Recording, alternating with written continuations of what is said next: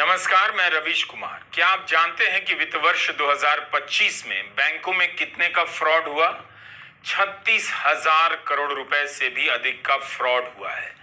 आपका पैसा किस तरह से उड़ जा रहा है, इसे रोकने को लेकर इस समय बहस का ये सबसे अर्जेंट टॉपिक होना चाहिए। 2024 में 12,000 करोड़ से अधिक का बैंक फ्रॉड हुआ है। आप घर बैठे हैं, आपके खाते में डकैती पड़ जाती है। अब आपको यह भी जानना चाहिए कि जितने भी फ्रॉड हो रहे हैं उनका संबंध डिजिटल पेमेंट से ही है। करीब 57% बैंक फ्रॉड के मामले का संबंध यूपीआई लेन देन से है। 13,000 करोड़ का फ्रॉड प्राइवेट बैंकों का है। यह सब रिजर्व बैंक की रिपोर्ट से बता रहा हूं। जो पेशेवर होने और दक्ष होने का दावा करते हैं, जिन्हें दिखाकर दिन भर सरकारी बैंकों का मजाक उड़ाया जाता है, उन प्राइवेट बैंकों में हजारों करोड़ रुपए के फ्रॉड कैसे हो जा रहे हैं? जिनके साथ फ्रॉड हुआ है उनके चेहरे अर्थव्यवस्था के विमर्श से गायब है।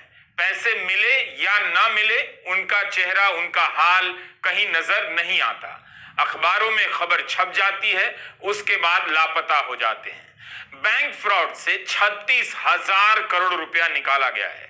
वो किसके हाथ में पहुंचा होगा? किसी के पास कोई जवाब नहीं।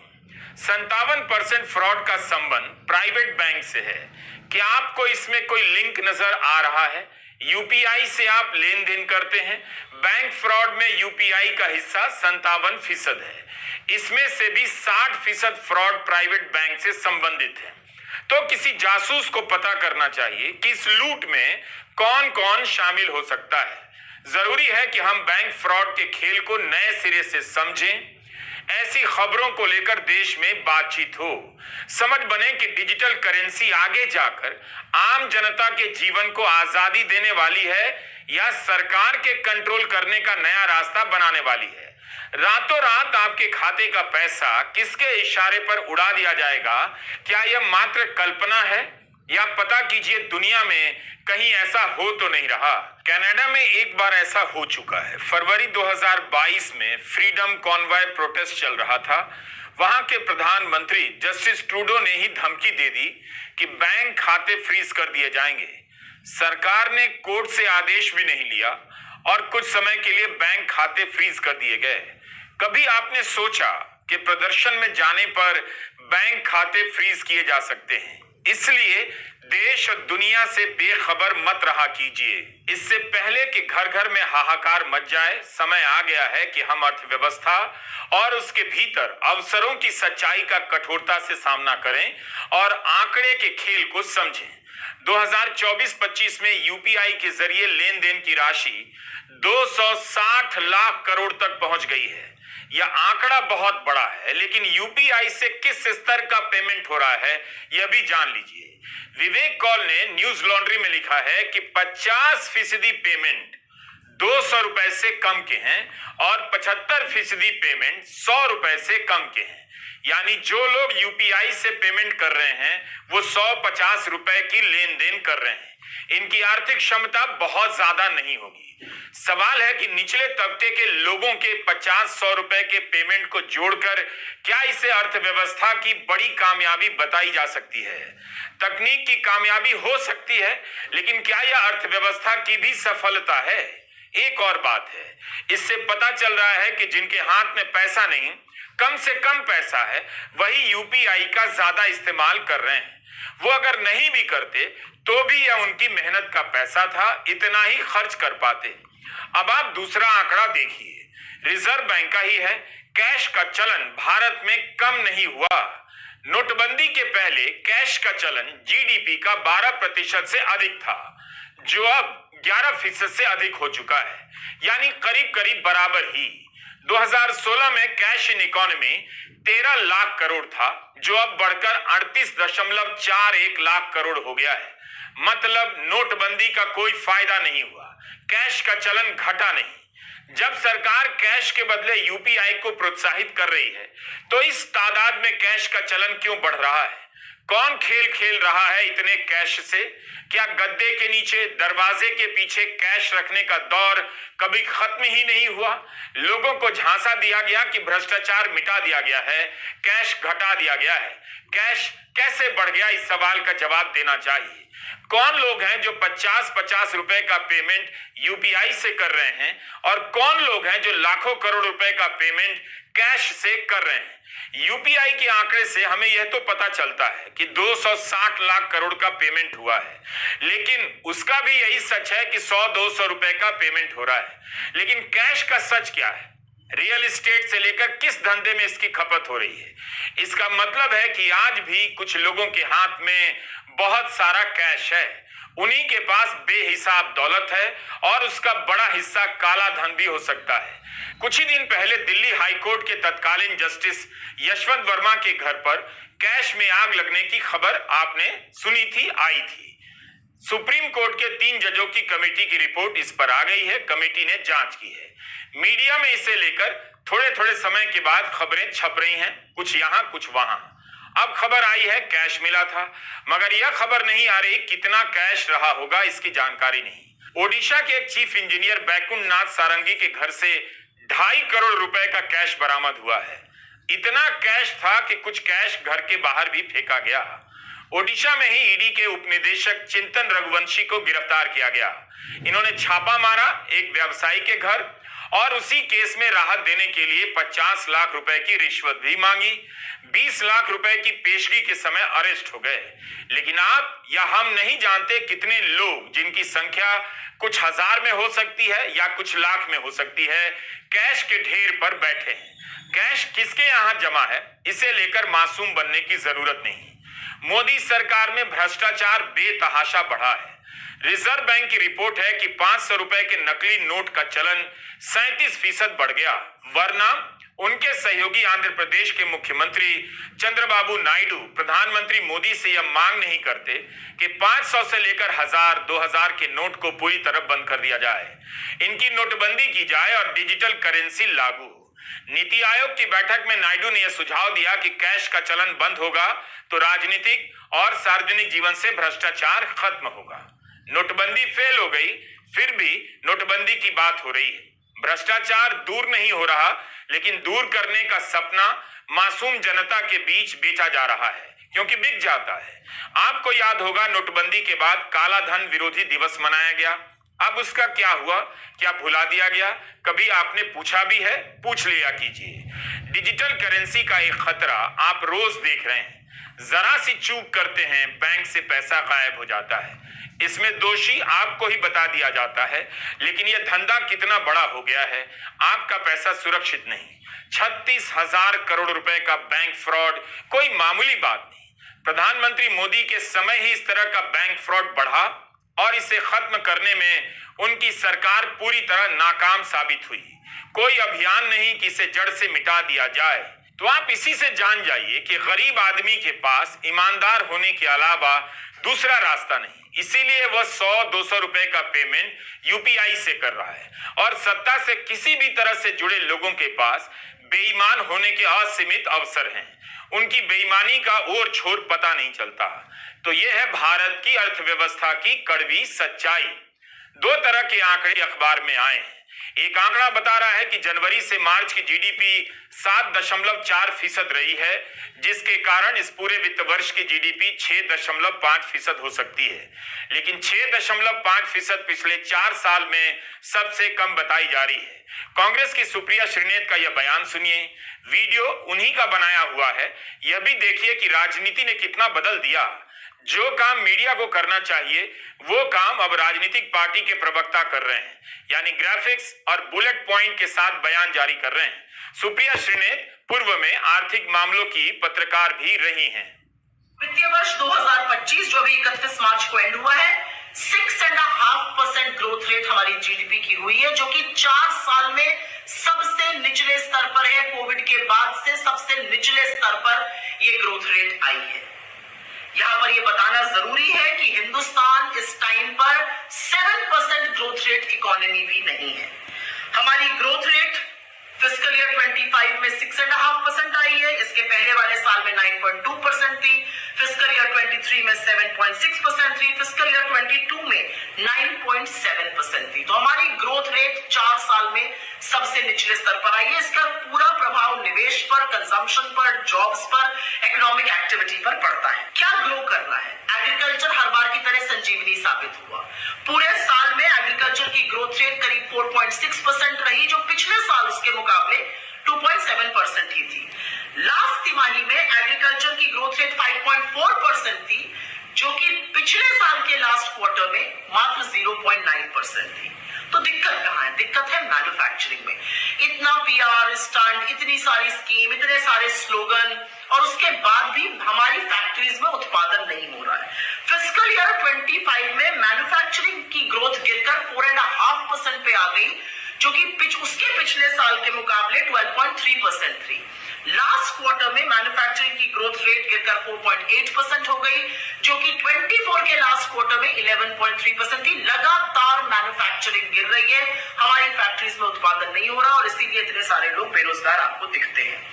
आपको एक बात बताई जाएगी कि Q4 में तो हमने क्या स्टनिंग ग्रोथ करी है, 7.4%। इस बात को सुनिएगा और फिर अब आगे की बात समझिएगा। Q4 में 7.4% ग्रोथ रेट थी, Q3 में 6.4 थी, Q2 में 5.4 थी और Q1 में 6.7 थी।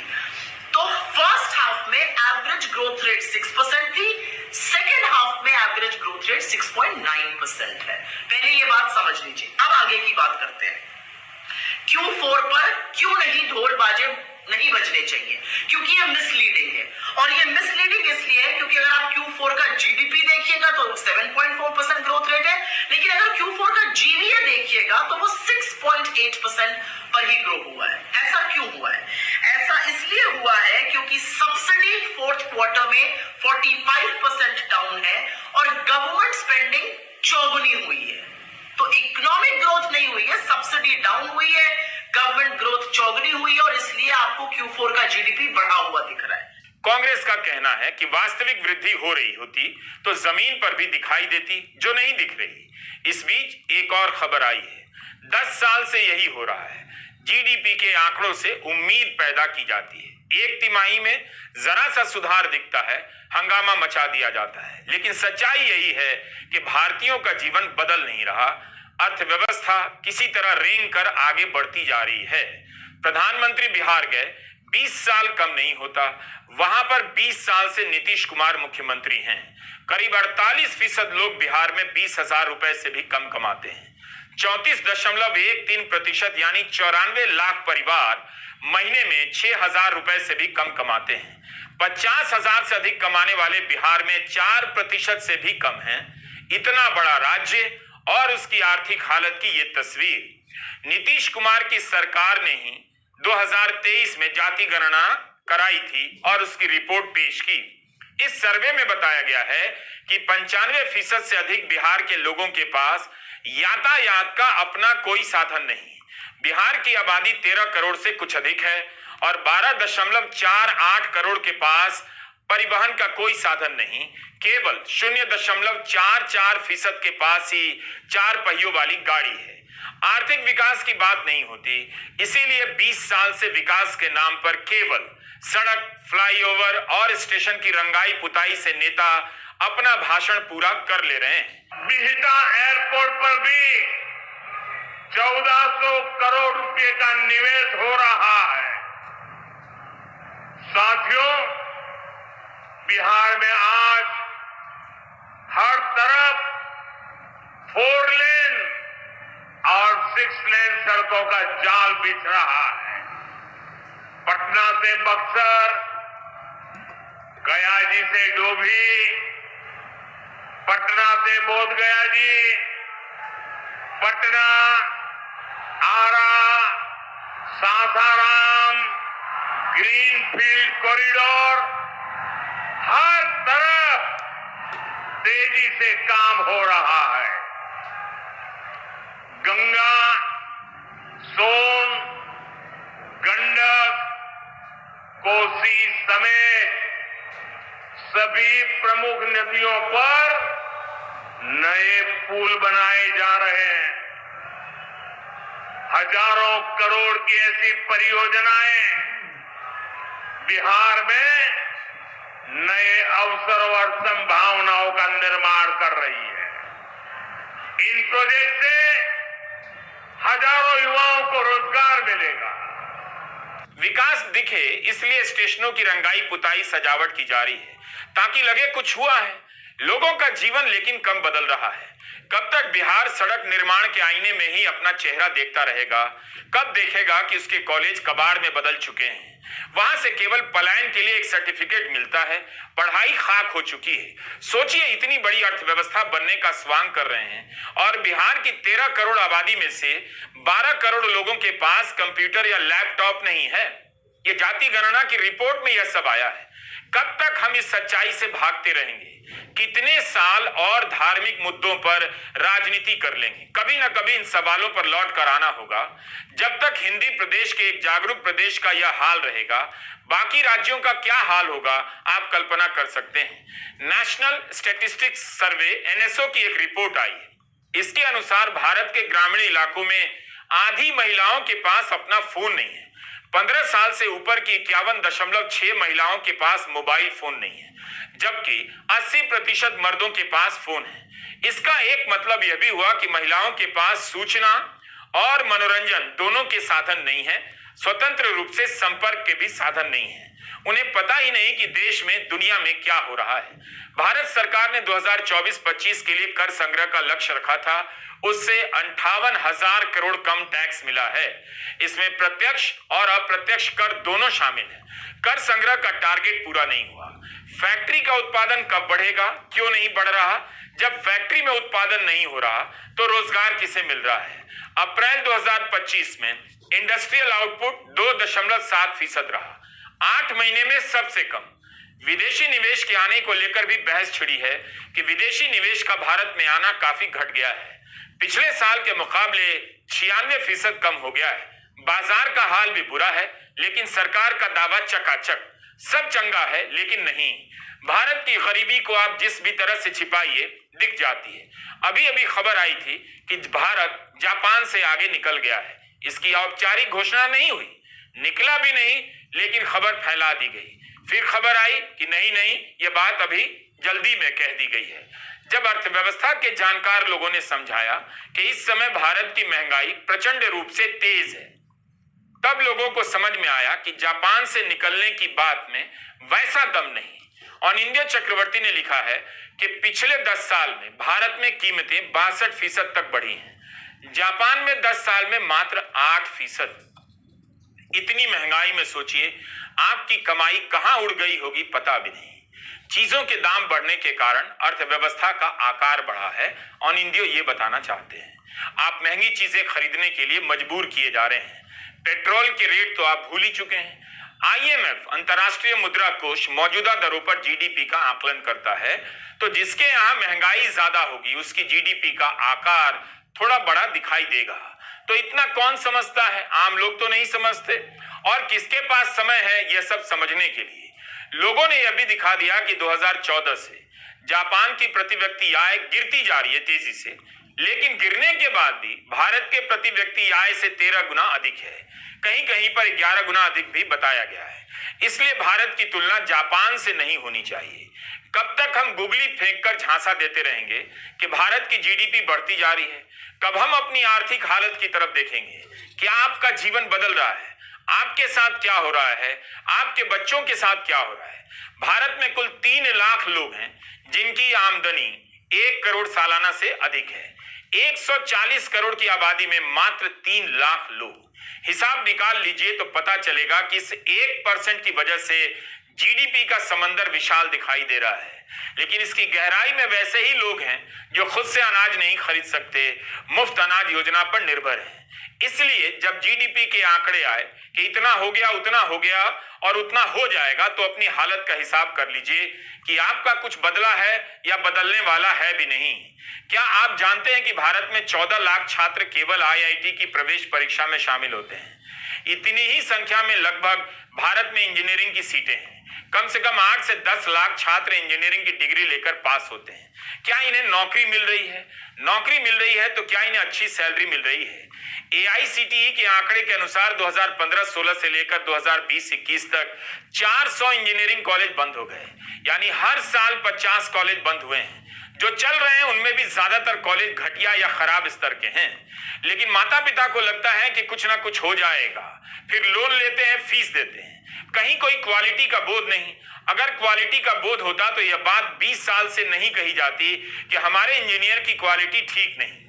आप भारत के किसी भी शहर से गुजर जाइए, इंजीनियर बनाने का सपना दिखाने वाला बोर्ड मिल जाएगा। इंजीनियर बनने के लिए लोग कोचिंग में लाखों रुपए फूंक रहे हैं। इंजीनियर बनने के बाद फीस के नाम पर, एडमिशन के बाद फीस के नाम पर लाखों रुपए दे रहे हैं। इन्हें फूंकना ही कहा जाएगा कि एक तो ज्यादातर कॉलेजों की पढ़ाई का स्तर अच्छा नहीं, दूसरा जो पढ़कर निकल रहा है उसे नौकरी नहीं मिल रही है। उमा कानन की यह रिपोर्ट इसी साल अप्रैल महीने की है, न्यू इंडियन एक्सप्रेस की। 10 साल से इंजीनियरिंग ग्रेजुएट की शुरुआती सैलरी नहीं बढ़ी। इसका मतलब यह हुआ कि IT इंडस्ट्री में किसी को 2014 में शुरुआती सैलरी मिली थी, वही सैलरी 2024 और 25 में भी मिल रही है। इस दौरान आप यह भी जोड़ें कि फीस कितनी बढ़ गई, महंगाई कितनी बढ़ गई, लेकिन सैलरी नहीं बढ़ी। क्यों नहीं बढ़ी? क्योंकि इंजीनियर भारत में बहुत ज्यादा बन रहे हैं। जितनी जरूरत नहीं उससे कहीं ज्यादा इंजीनियर बन रहे हैं। All India survey of higher education के आंकड़े बताते हैं कि 2021-22 में 8.5 लाख इंजीनियर निकले। इस एक पेशे का उदाहरण लेकर सर्वे कीजिए, इसकी असली हालत पर रिपोर्ट तैयार हो तो भारत की अर्थव्यवस्था की हालत दिख जाएगी।